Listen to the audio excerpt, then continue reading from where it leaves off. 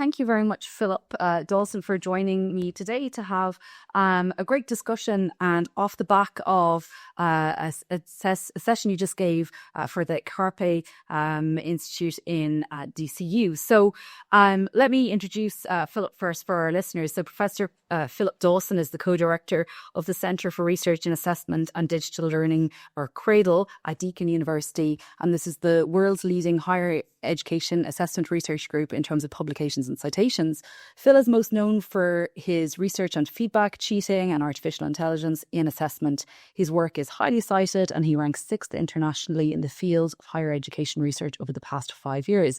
So that is phenomenally impressive, Phil. And which do you prefer, Phil or Philip? Phil. Yeah, I'm saying that's strangely spelled with 2 L's. 2 L's, I know that. Obscure. Yes, so thank you for joining me. For those listening in, just to declare where I'm coming from, my name is Mary Claire Kennedy. I am the chair of the National Academic Integrity Network, which falls under the QQI umbrella in Ireland. I am head of academic integrity in the University of Limerick. And I'm a pharmacist by training. So I think declared where we're coming from. So Phil, I might start, you just delivered a really engaging session to a packed room here in DCU. And we talked about lots of things about assessment and thinking about how we were responding to artificial intelligence in this kind of new era, and what are we going to do about assessment. So I think triggered maybe by a bit of the thoughts you had there, and then some questions I have from your papers as well. That's, I suppose, how we'll go about the discussion. So my first question is, I was reading your paper on validity matters more than cheating. And you and your co-authors, you present lots of compelling arguments for reframing or thinking about cheating. And I was really struck by, I think you used the term anti-cheating, or what's the other side of cheating. But you were saying that cheating is, I suppose, a subset of validity, and we need to think about it in those terms. I hope I've not misrepresented you. And that, heretofore, I think we've been defining cheating as either a series of acts or behaviours like contract cheating or using essay mills, or the kind of a more theoretical, moralistic thing of right and wrong. And so maybe that isn't helpful necessarily always for us in the educational space. And so I suppose if you could just maybe build out tell us a little bit more about why cheating is a subset of validity. Yeah, sure. So I think we have a bit of a tail wagging the dog sort of moment with assessment and cheating sometimes, where we think of a good assessment is one students can't cheat in, or we invest a lot of time and resources into stopping cheating. And it's worthwhile questioning, why do we do that? A key reason why we do it is to assure learning. The assurance of learning really matters. We need to ensure that everyone who crosses the graduation stage has met the outcomes of the degree. That's our responsibility as regulated institutions. It's also a moral responsibility to society. So cheating matters because it gets in the way of our ability to do that. But it's not the only thing. There's many things that get in the way of what we call assessment validity. So a really simple view of assessment validity is, are we assessing what we mean to assess? You can go more complicated, but I think that's enough for like everyday conversations in higher ed. When we foreground validity and say the main thing we're trying to do is have good assessment that allows us to say, yep, this person has met the outcomes given the degree. Cheating matters, but so does inclusion and exclusion. It starts to matter a lot whether some students from, say, a different cultural background don't understand some of the unnecessary cultural stuff that we've put into assessment. In Australia, we used to have a lot of mathematics questions that required you to know a lot about the game of cricket, which certainly some people know a lot about it, but not everyone. And that's a validity problem due to exclusion. Foregrounding validity means that we can sort of holistically consider the impacts of cheating, of AI, of inclusion, but not let any one of those dominate. Yeah. And I mean, thinking about this, I often get a bit upset when people hone in on the concept of validity and And there are loads of other aspects to assessment. There's reliability, feasibility, acceptability. And I mean, do you think validity is more important, or is it equally important, or is it maybe the centre focus of the cheating or discussion? Is that, what are your thoughts on that? Right, yeah, this is really good. So, I think there's a great paper by David Bowd from around 2000 where he argues that assessment always serves multiple purposes. There's three that are commonly thought of: assessment of learning, certifying, credentialing purpose of assessment; assessment for learning, which is where you're really privileging the impact that the assessment has on getting students to do meaningful things to their learning; and then sustainable assessment, which is assessment that prepares students for a life beyond assessment. Developing good judgment of knowing when your work's good enough, because you won't always have a teacher to tell you if it's good enough. Yeah. It's a big, complex world. And there's other purposes, like assessment communicates what a discipline values. Yes. You mentioned you're from discipline pharmacy. Your assessments aren't just deciding if someone's good enough. They're communicating what it is to be in the discipline. Yes. So it always many things. Yeah. However, the task needs to allow us, at the very least, to know what students are capable of. Otherwise, it might just be a really good learning activity. Yeah. And that's fine. We should give ourselves permission to give students useful learning activities and not feel like we've got to badge everything with assessment for it to be worthwhile. Yeah. That's an interesting. I suppose that maybe validity is like the brain of the operation, and reliability is maybe the heart, and the other bits of the limb, is that they all equally have a function and a purpose. But I suppose it depends what the primary focus or the intent of the assessment pieces are, I think. Yeah. There's a commentary in the literature, I forget who it is, it might be Christina Sardonge and colleagues, that assessment, that validity is a God term in assessment. Yes, yeah. It's something that all other language should be subservient to, and when you introduce it into a conversation, it comes to dominate. So I can understand the reluctance to it. But I guess on the other end, most of the conversations I've ever had in my life about assessment with people neither of us have ever used the word validity. No, I think that's quite problematic. Yeah. So we mentioned about cheating and the concept of cheating being a subset or a feature of validity. And I kind of wondered why, and maybe this was my own kind of inherent bias, why integrity, why not the positive, and upholding integrity and protecting the values and principles of integrity aren't the features of validity. I don't know if that's an overly nuanced question, or are they different things, or are they the same thing? Yeah, so I think our language around academic integrity has become quite muddled in the sector, to the point where the terms come to kind of represent everything. I published a book in 2021, Defending Assessment Security in the Digital World, and the core argument in the book is that we've come to a point with academic integrity where it's come to represent both the adversarial measures that we do to assure that students haven't cheated, and also the positive, trusting, developmental end of things. And they're actually in tension with each other. In the book, I propose assessment security as a concept to capture the more adversarial end, and academic integrity is the more positive, values-based end. Yeah. I think academic integrity in that understanding is something we may want to assess. That if we want to assure that people have it, we need to assess it. But yeah, I don't think it's in tension with the concept of validity. Yes. I think there's a focus on cheating and validity in that paper, because cheating is this thing that we've all gotten so obsessed about. And I just wanted to say, rather than focus so much on the moralistic, yes, let's just return to, can we make good assessment? Yes. Yeah. That's helpful. Thank you. So maybe we can start going into the AI kind of mess and see if we can unpick some of that. And I know this is, I think it's great we started with a general discussion on assessment that's not driven by AI. It's nearly refreshing these days. So we've set up maybe some of the core tenets, the things we hold true, I suppose, in assessment, and now we can dig down a bit further.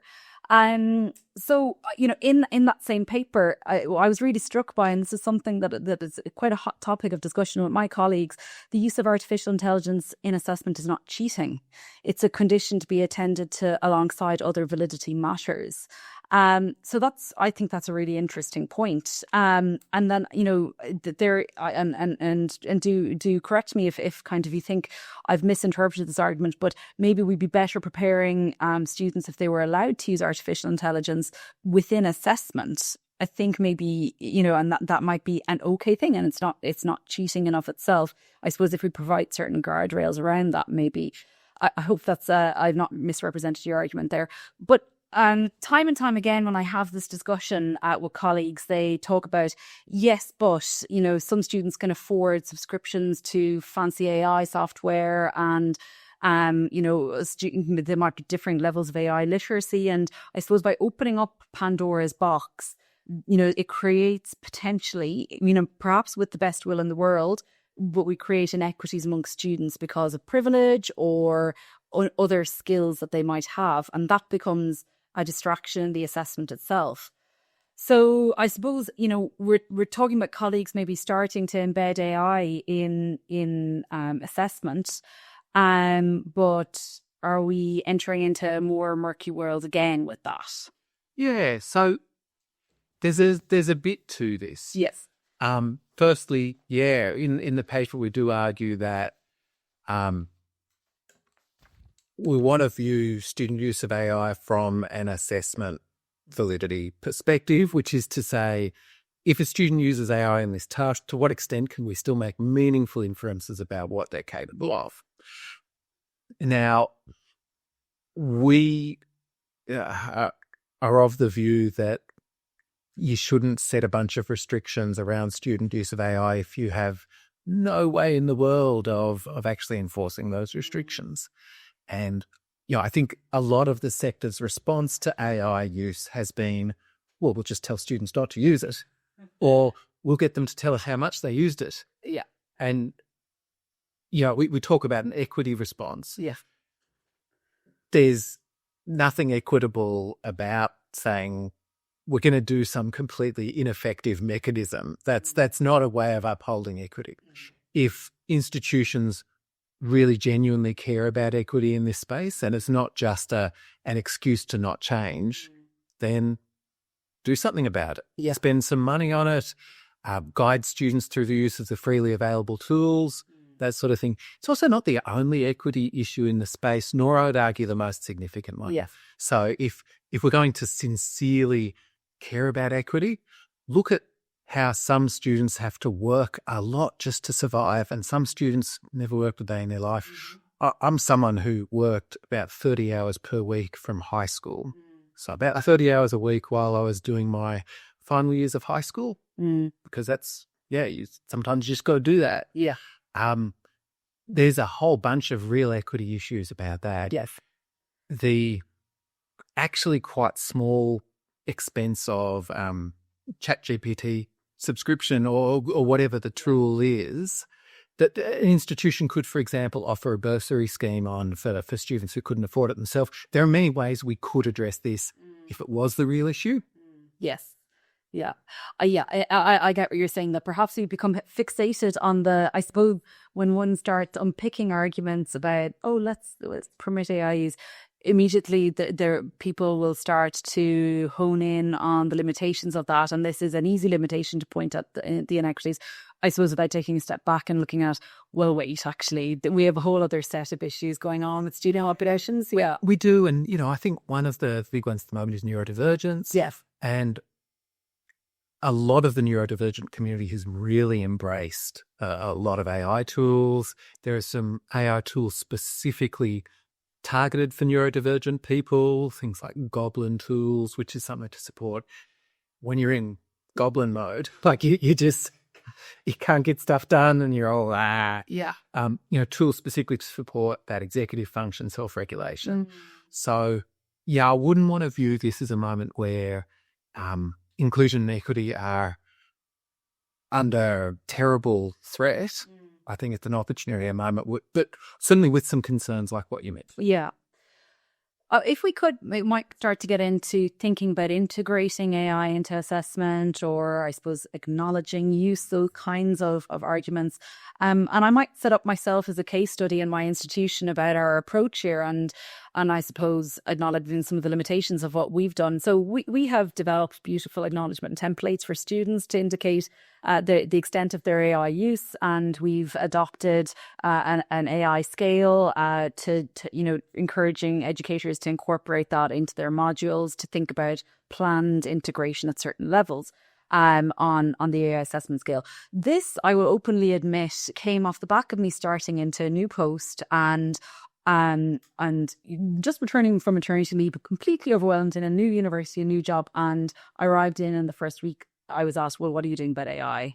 And I kind of, how am I going to fix this problem and provide a solution and be seen to be providing some helpful structures to staff to overcome this problem? And so there, are fantastic, examples of case studies of how these kinds of dialogic or declarative tools are used. But of course, policing is impossible, and we're relying on trust and I suppose an open and transparent relationship between staff and students, which, I'm not going to say that it doesn't exist, but we can't trust that it exists in all cases, so that we will have a cohort of students who will use AI beyond the permitted level. And so, I think in our case, and I've seen it in other institutions, it gets us over a hump. We're seen to be doing something about it. This is wonderful. But it's not a long-term solution, and prosecuting or bringing students to misconduct because they failed to declare something in the correct way and they've been found out. And then, they're equivalent, there are 10 students in their class who've gotten away with it, so I don't think we can proceed on that level, and it's not sound and it's not fair.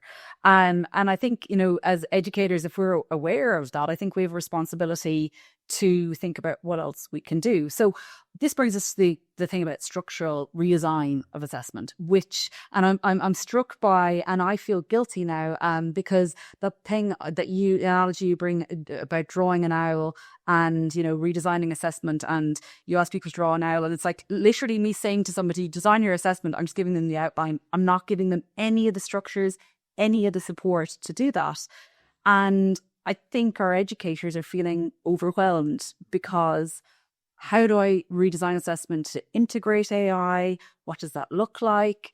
And, changing assessment is such a mammoth task often.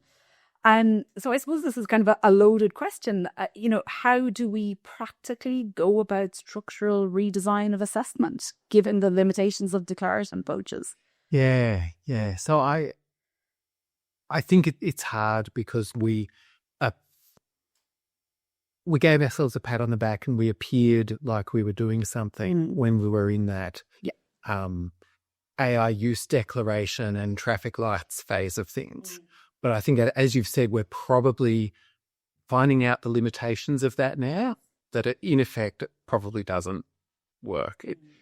In the Talk is Cheap paper that we have on structural versus discursive changes, we write about an enforcement illusion in that paper, that we get the illusion of doing something about it, but there's no real enforcement. I really like Danny Liu's two-lane approach, which is that ultimately we can either have ultimately we will have a mix of lane one, which is secure modes of assessment, largely supervised or interactive modes of assessment, and then lane two, which is everything else, where we accept that we can't restrict what people do with AI. Yeah. And it's about targeted deployment of those. I think we need to look at our degree programs, and if we actually want to do this properly, we need to either say every module has a lane one secure moment of assessment in it, or we've looked across the whole program and we've deployed enough of them, maybe half a dozen of them throughout the degree program. And if you pass these half dozen hurdles, we're happy for you to get the degree. Because I think in the absence of that sort of thinking, we've tried to secure everything, and it just can't work. You can't. Not every module leader has the capabilities to do that. Firstly, in terms of both their knowledge of AI, the knowledge of assessment, but also the resourcing available to them to do it. So I think we want to walk away from doing it everywhere all the time and just have some moments. Yeah.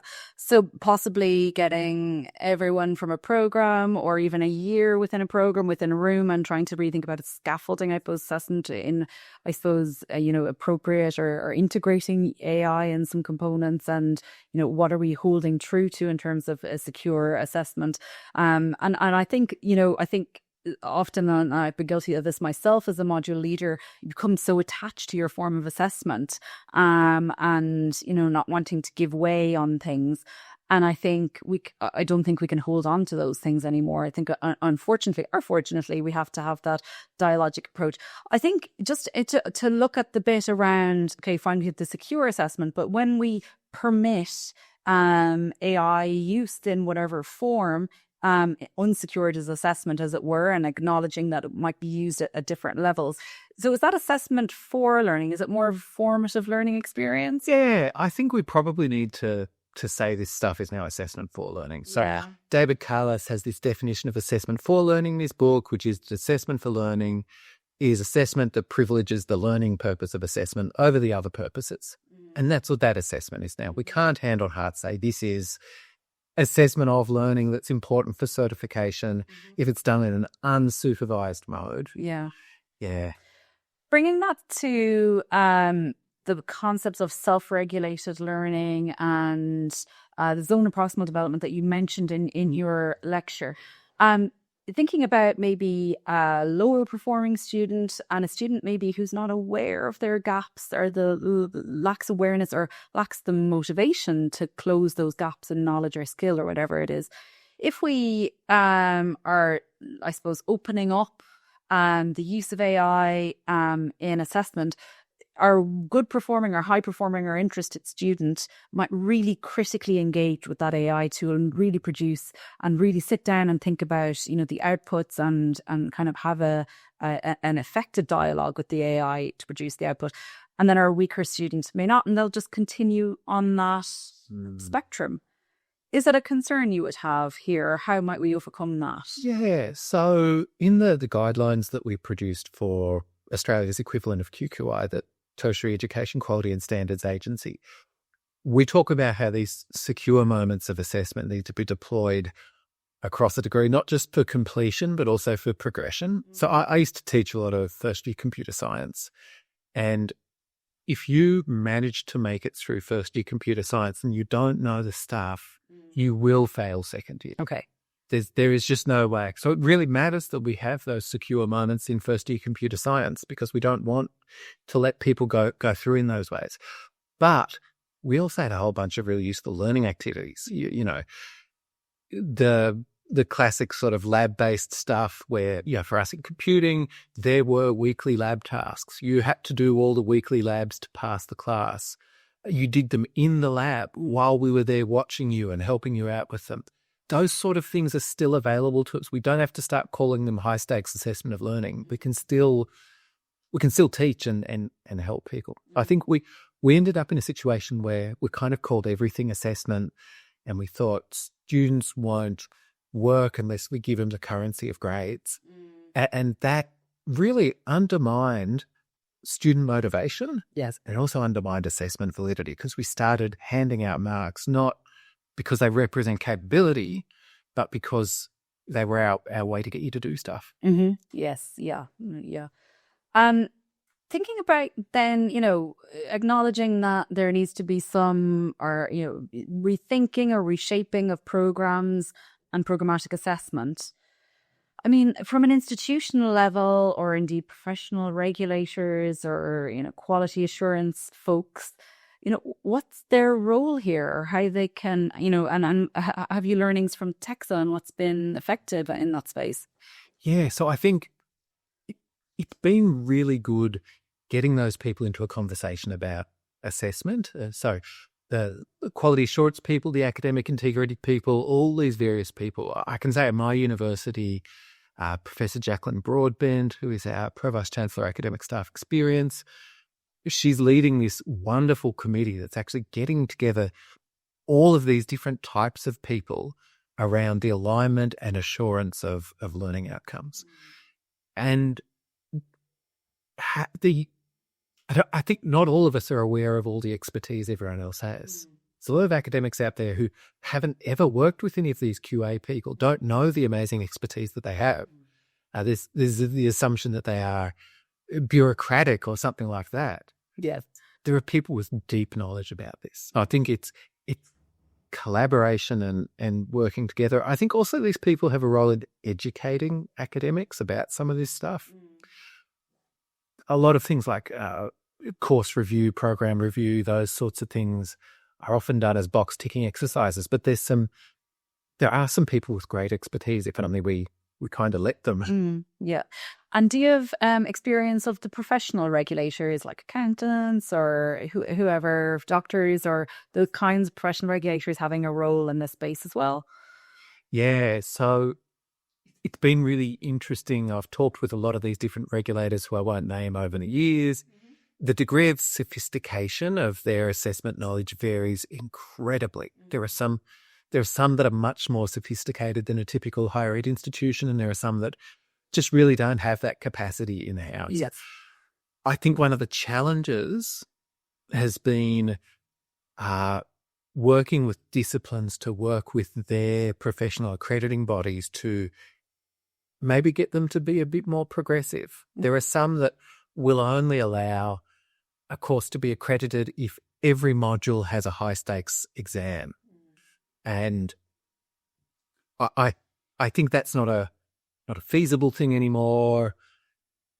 And it's not actually a way to assess all the things that the professional accrediting body wants. Yes, yeah. I think I come from a very strongly regulated profession, and our regulator, having worked in the UK and Ireland, there very much is, I suppose, sometimes a top-down approach from professional regulators about this is what we expect, and in terms of secure assessment, in some jurisdictions I've been in, that's been the case. And at times, maybe I feel higher education institutions feel powerless to influence that. But maybe now, I suppose, with the AI kind of era and the challenge, maybe that dialogue will have to open up as we're all beginning to figure out together, I suppose, how to tackle this. Nate, it's an opportunity. Yeah, I think we are stronger if we work together. So the moments where I've seen it work well have been the ones where all of the universities that teach a discipline, or a lot of them, get together and send a delegation to talk to the accrediting body. I think any one institution trying to be a bit radical with assessment is it's exposing or puts them out in a limb a little. And it really is. I mean, there's a similar thing with when in Australia we've had some institutions just make their academic integrity statistics, on cases of misconduct, make those statistics public. The media has jumped on those, and it's been a very negative experience. I think if instead of that we had all of the institutions say we're making this public because it's the right thing to do, we would have had a much better result. Yes. A bit of a difficult question, and maybe that requires a bit of a crystal ball for you. Week in, week out, we hear about the advancements in AI and agentic AI, and God knows how far this technology has come in 6 months or a year. And I suppose we're entering into an unknown space, and thinking about how slowly educational institutions can move, how slowly programmatic redesign can move. And how do we keep pace with this in terms of, staying true to our values of validity and those kinds of things with assessment, while this kind of entity out there is shifting and changing? And, how do we future-proof things, I suppose, what I'm asking. Yeah, it's hard. So I've done a lot of work with academics on assessment, a lot of interviews talking with academics about their assessment over the years. And I have spoken to academics at some of Australia's oldest universities, which is not as old as Ireland, but still old, who have taught modules where the assessment has not changed since the university's founding. So it's still the same tasks. And tracing the history back, it's just everyone respects what was done before. But Yes. I've also spoken with academics who, when I've said something like, did you think about doing something that wasn't an exam? They sat there was a pause, and they said, no, we didn't. And I thought, wow, that's, I think a lot of it's culture change, and it's, the person in the office next door and the head of department and the program team. Those are the really influential things. So if we do want to keep up, we want to empower those conversations. Policy, sadly, as much as I'd like it to have an effect, it doesn't seem to have much of an effect. Yeah. I've spoken to a lot of academics in these, confidential interviews who have said the policy requires me to mark to a curve, so that is what I do. And the policy explicitly says you're not allowed to mark to a curve. But there's all these views of what policy says you should or shouldn't do. So I think if I were running an institution, which I'm not, I would be investing in culture and practice sharing between people. I've done good work as an academic developer. People didn't care at all what I had to say. But when I orchestrated moments where they could talk to each other about what they do, that seemed to be where the learning and change happened. As far as the progression of the technology, I do think it is going to get better and better for at least some time. But for a long time, they had these Turing tests of when will we know that we've reached artificial general intelligence. One of the old ones is the robot college student Turing test. Yeah. That is an AI that can get a university degree. That's a stated goal of the field of AI. Yeah. So that's what they're aiming for. Yeah. So I guess what you're kind of, and this is something that I kind of hold true as well, that actually empowering educators and I suppose giving them the confidence to experiment and to share practice and to innovate, and that maybe none of us have a silver bullet here, but it is about sharing practice. And certainly from my perspective, as an educator, it can be very exposing to try something new and innovative and to change. And then you maybe get poor feedback from students, or, you've put a lot of effort into something and it just doesn't go as planned. And that's tiring. But I think we have to open up maybe to that vulnerability now that, that this is new for everyone. And the only way we can learn is as a collective, as peer learning. Yeah. My colleague, Thomas Corbin, is working on a paper with us at the moment, and he's put forward the idea, the wicked problems idea with this issue of assessment. Term gets bandied around a lot. People have some familiarity with it, but one of the characteristics of a wicked problem is that you don't have the luxury of coming up with a perfect solution and then implementing it. You are there. There is no planning phase. You are there doing the thing. It is imperfect. You make mistakes. You will always be making mistakes. I think we need that frame of mind. We've been wanting to find the perfect solution, rather than just, living with the reality that is there's a whole bunch of educators out there doing their best to do something, and we've got to support that. Yes. Yeah, and recognize and cheer on good practice or brave practice. Yeah. I suppose it depends on how one views education, but there is a view that it is to provide employment or to prepare individuals for the workforce and provide skills and training for a particular job in the workforce. And so, at times I feel we can be a little bit inward looking in higher education to think we're here as educators, but ultimately we might be a little bit, we provide a pipeline to a workforce as well for a lot of people. So how much do we need to be cognizant of employer demands and industry patterns and trends? This was a point of discussion in the session we just had here in DCU about, some graduate entry jobs now are becoming defunct. And so, how are we recognizing what's happening in the workforce and making sure we're preparing graduates for the changed working environment? do we need to be a bit more pragmatic or better improve our functioning with our engagement with industry partners? Or what are your thoughts on that? Yeah, so I think you started talking about the what's education for question, and I think it's interesting being here in Ireland where the view on that is, and the regulatory approach in higher education pretty similar to Australia. I'd say Australia and Ireland, UK and New Zealand, there's a pretty similar view on this. But if you go somewhere like the US, there's not that same regulatory approach. Mm-hmm. There's not that same view of a narrower, a higher education that's got to tick off all the learning outcomes so you can get the degree, and the degree says specifically what you can do for the job. So it's not the only view of what a higher education could be. I like it because, well, I think universities should be able to say what someone can do, and society should be able to trust universities in that. I think it's okay for people to want to get a degree, to want to do a particular job. I think we sometimes demonize that. I think it's actually a pretty anti-working class sentiment that's out there. Neither of my parents had degrees when I was growing up. I went to university, I got a degree, and that's just been a fantastic thing for me. I've had a lot of students in my courses that I've had. I've done sort of widening participation courses, interview them, very strong vocational mindset. I support that. The challenge is this disappearing of the jobs, of the entry-level jobs. Honestly, I don't know how we're going to address that. Yeah.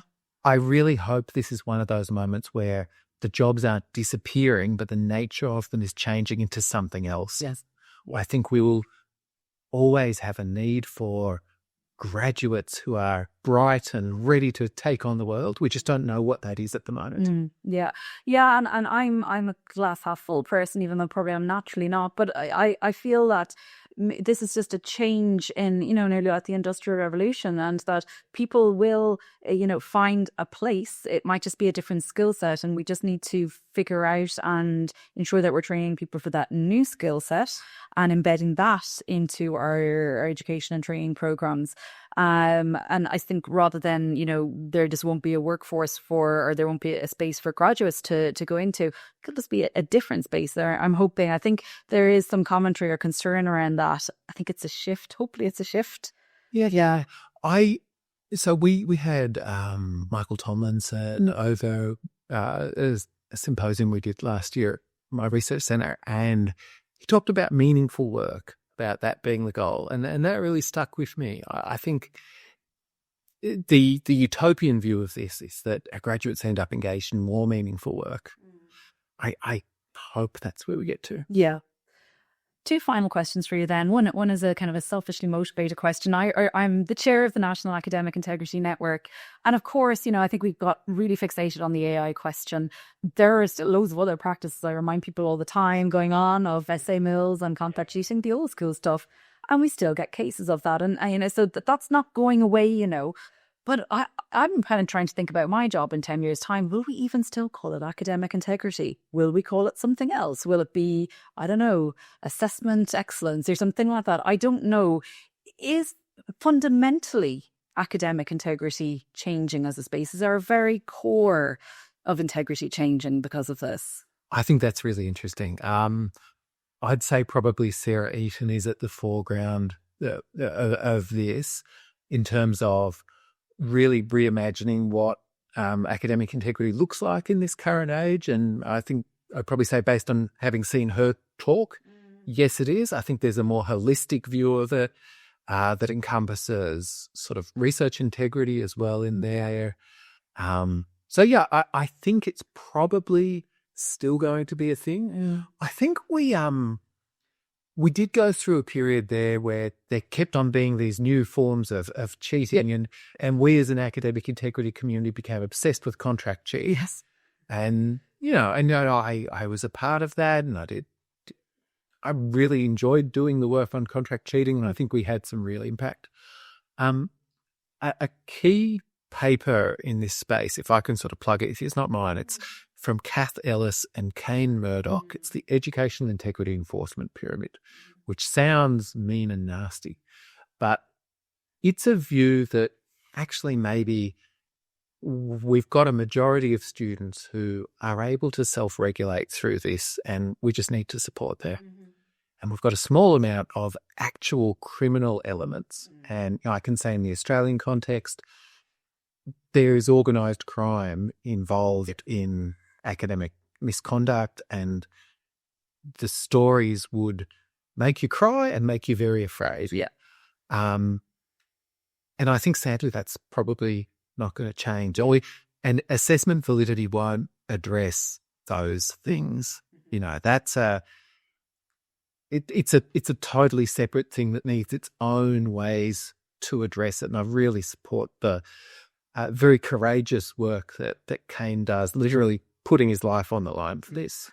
Yeah, Hayne has some terrifying stories. And